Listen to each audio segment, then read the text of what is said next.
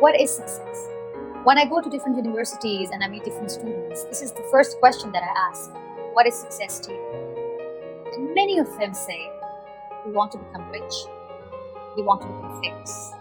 And the day we are rich and famous, we'll be successful. But there are very few who say that the day when we'll be able to pay back to the society, we will think that we are accomplished and that we are successful. And that is real success.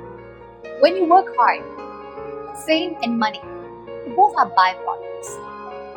I've seen people saying that, oh, this person got lucky, that's why this person is famous and this person is rich. Always remember, the harder you work, the luckier you get. There is no shortcut. But keep focusing on the fact that success doesn't lie in money, in material, fame. This cannot make you happy. Real success is when you are able to sleep with a contented heart, when you are able to change someone's life.